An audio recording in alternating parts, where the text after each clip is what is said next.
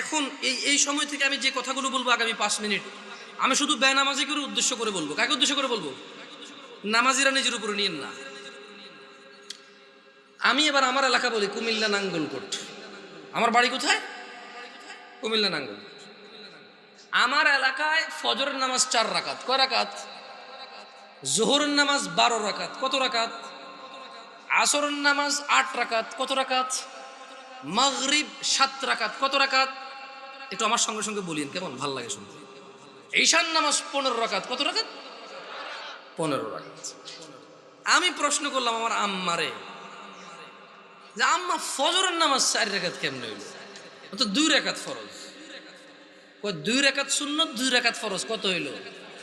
আমি কইছি আম্মা ফজরের নামাজ তো ফরজ 2 রাকাত। এই ফরজের আগে 2 রাকাত সুন্নত আছে, কিন্তু এটাকে আলাদা করে বলতে হবে। এটাকে কি করে বলতে হবে? সুন্নাহ।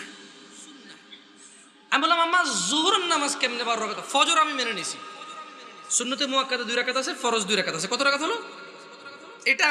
এটাতে কোনো তর্ক করার কিছু নাই। তবে ফরজ কয় রাকাত?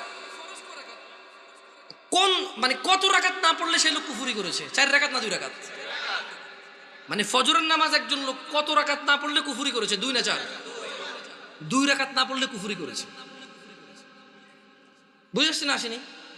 মানে 4 রাকাত না পড়লে যে কুফরি হবে তা না। আমি কিন্তু আগে বলেছি বেনামাজিদেরকে বলতেছি তোমরা নামাজকে ভয় পাও না। আমি এটা দায়িত্ব নিয়ে বলতেছি, অসুবিধা নাই। হ্যাঁ ইনশাআল্লাহ, ওকে। আমি বললাম আম্মা জোহরের নামাজ কেমনে গো 12 রাকাত? আমার আঞ্চলিকতা। আমার আম্মা সহজ সরল মানুষ, উনি খুব মাশাআল্লাহ নামাজি মানুষ, আল্লাহ ওনাকে কবুল করুক। তারপরও গ্রামের মানুষ যেমন হয় উনি ঠিক তেমনই, একবারে এক্সট্রা অর্ডিনারি কিছু না, ওকে। আবার একবারে নর্মাল না, ঠিক গ্রামের মা। উল্টো পাল্টা গুলো আগে মারতো ধরে, হ্যাঁ, একবারে ঠিক গ্রামের মাই।